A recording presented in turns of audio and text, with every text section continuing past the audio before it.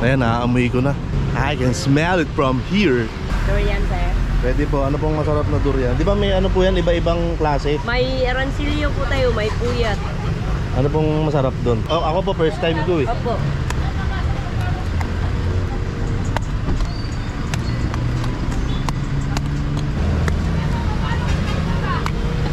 Okay, ito na. Nandito na sa harap namin yung pinakaunang durian na matitikman namin. Kulang ang Davao trip kung hindi ka kakain ng durian. Hey guys, mababaw lang.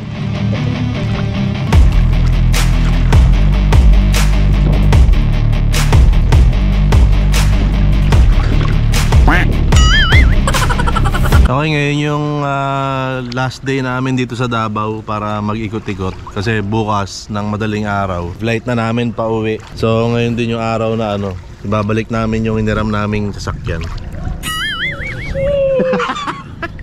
Sa'yo yan eh. Kung hindi nyo pa napapanood, panoorin nyo yung uling episode. Kaya importanteng nanonood eh. Ayan, so technically nga ay ibabalik pa namin yung sasakyan kay Dodong. Kasi hindi pa naman siya tapos. May mga gagawin pa ron, may mga kikinisin pa. Para hindi naman nakakahiya sa akin kasi makikinis ako eh. Tapos ngayong araw ay mag-iikot-ikot kami dito sa Davao City. Kain, tapos kain, tsaka kain. Tapos pag may extra oras pa, Kain ka ulit.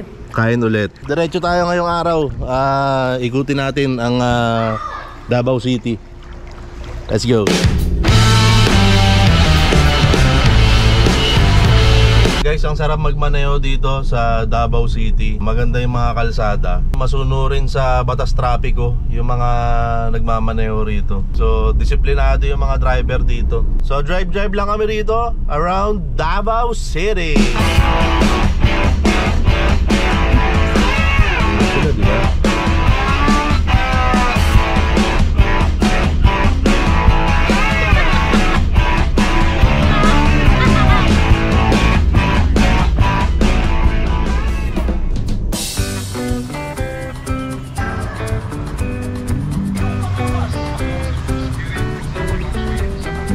Nakabili ka na?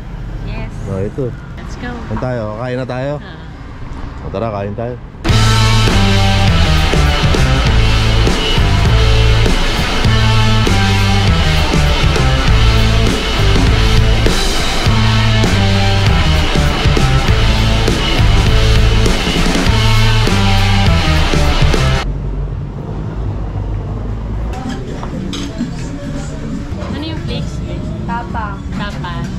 Tsaka tayo yung bulalo. Te, bulalo, isa te.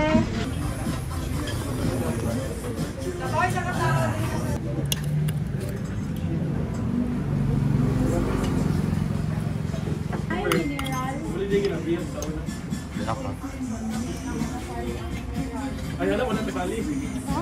Ano masasabi mo sa bulalo dito kay Nanay Sana?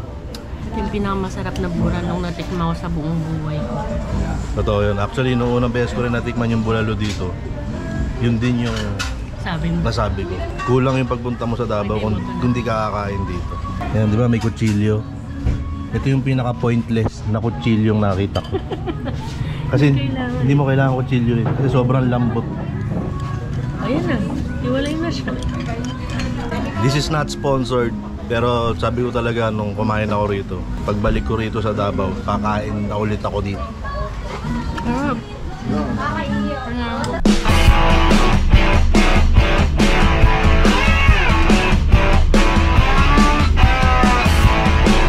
Okay, yung dinadaanan natin ngayon, ito yung alam ko bago to eh, Coastal Road dito sa Davao City. Wala naman kami pupuntahan dito, pero gusto lang namin dumaan ulit kasi kahapon nadaanan namin to. Hindi namin alam na ito na pala yung dinadaanan namin, ito na pala yung coastal. So ngayon, kahit walang pupuntahan dito sa area na to, dito kami dumaan. Ganda rito.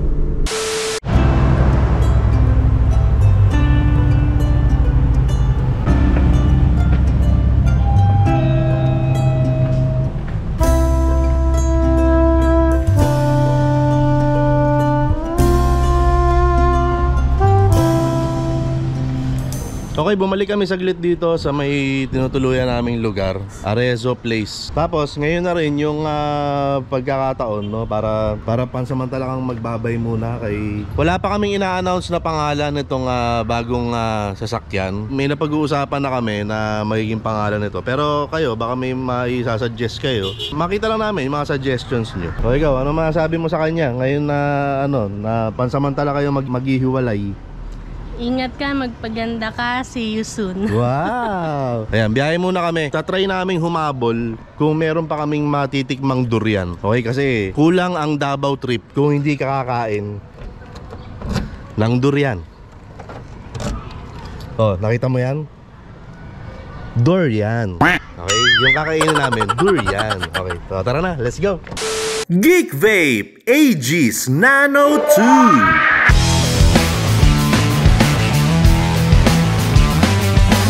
Ito ay compatible with N-cartridge. Meron din itong 0.69-inch display screen. Ito rin ay merong leak-proof design. At meron itong built-in 1,100 mAh battery.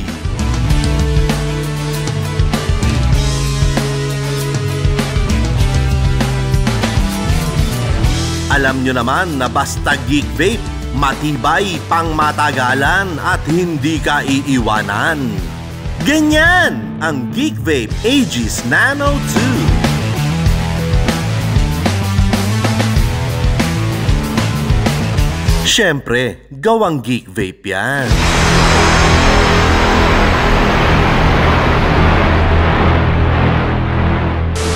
Okay, kanina habang nagmamaneho kami around Davao City ay nagtatry ako maghanap ng mga durian, no, sa tabing kalsada. Kaso siguro dahil sobrang focus ko sa pagmamaneho, wala akong makita. So ang ginawa ko, nag-comment ako rin sa post ko sa Facebook page. At ang daming nag-comment na sa Magsaysay Park daw meron. So dito kami nagpunta ngayon. Ayan, naaamoy ko na. I can smell it from here. Dito na tayo, dito tayo lalayo. Durian, sir. Pwede po, ano pong masarap na durian? Di ba may ano po yan, iba-ibang klase? May arancilio po tayo, may puyat. Ano pong masarap doon? Oh, ako po first time ko eh. Opo. Opo, anong maisasuggest Masarap nyo? din, puyat. Puyat? Opo. Puyat. Sakto yun, wala akong tulog. Kasan po yan ate, yung puyat?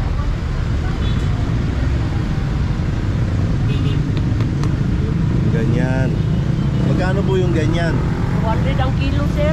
Magkano po? 200 po. 200 ang kilo. Opo. Yo, kakain ka? Huh? Oh, tignan tayo. Ito, Ayan, ilan yan? 1.7, 340 po. Ayan, pwede na yan.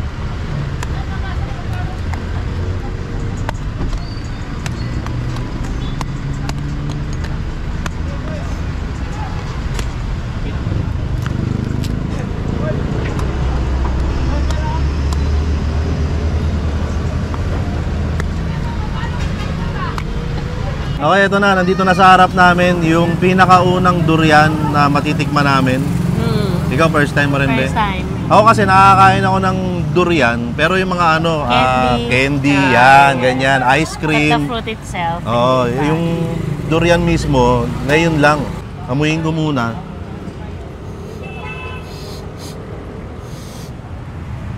Hindi naman siya, actually, yung mga naririnig ko na yung durian daw mabaho, hindi, matapang lang yung amoy niya. Kumbaga, yung scent niya, maaamoy mo talaga. Hindi siya basta dadaan lang, di ba? Dahil kakaiba yung amoy niya. May sarili talaga siyang amoy. Acquired scent talaga siya. Okay, ito na. Pili na tayo ng, ano kukunin mo dyan, be? Ito muna kasi parang ano eh, malungkot siya dito eh. Maliit lang, sige, kunin mo. Okay. Tapos ako, kukuha ko ng, ayan o. Para siyang langka, no? Oo. Cheers! Sabay tayong kakain. Na. Okay, ito na. Tikman na natin. Durian, let's go.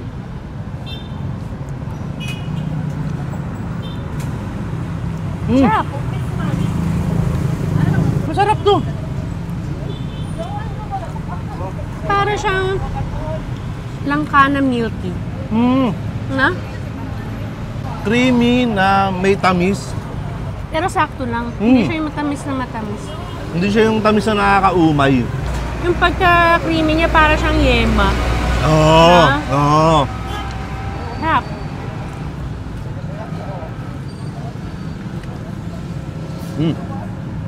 Pero hindi naman siya yung hindi mo kayang kainin.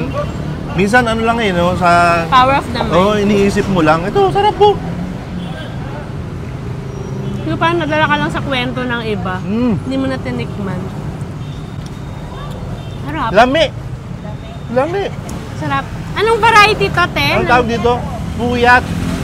Puyat? Baka puyat tayo, kaya gusto Dito mo natin. masasabi na ang sarap magpuyat. Ang milky niyo, oh. Milky, creamy. Para siya na melt na cheese. Ibo to. Meron. Meron. Kakaiba yung lasa. Siguro dahil first time natin, di ba? Pero hindi pangit yung lasa. Kasi dami ko nakikita, hindi nila kayang kumain, naduduwal sila. Bagay pang iba-iba talaga pang amoy ng tao eh. Diba? Kung ano yung mabango sa iba, hindi mabango sa ano. Parang pabango ng Central Spurs sa Valenzuela. Uy, easy. Easy. Durian to eh. Oo, try nyo yan namin. SBS Valenzuela. Ate, bawal ba to sa airport?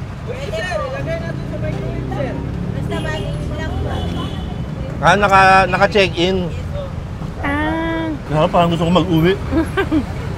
No? Hindi siya nakaka-umay kasi yung tamis niya sakto lang, no? Para sa akin, isa na naman tong dahilan para bumalik sa Davao. Di ba? Tsaka nakakabusog. Kaya nga lang ka. Nakakabusog to. Naubos natin. Oo, ubos siya eh. Ayun, walang natira oh. Ay, masarap to ah. First time namin at definitely hindi pa yung last time. Siguro yung next natin ibang variety. Para matikman natin lahat.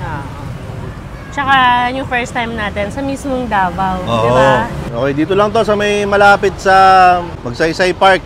Okay, dito Jocelyn Fruit Stand. So masasabi kong kompleto na yung Davao trip namin. Kasi nagdurian na kami. Ano masasabi mo sa durian? Ang sarap. Try nyo. Huwag nyo muna siyang i-judge.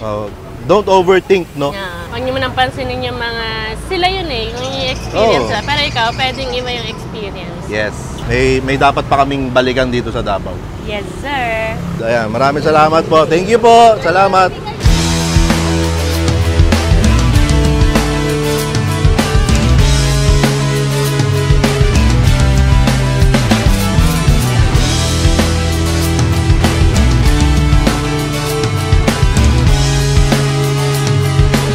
At opo, umakting po kami na hindi po namin siya kasama. Magpaliwanag ka ngayon, tol. Wala na akong pinapaliwanag. Congrats mo na lang. Congrats, So, congrats na lang kung ayaw mo magpaliwanag. Welcome to Singapore!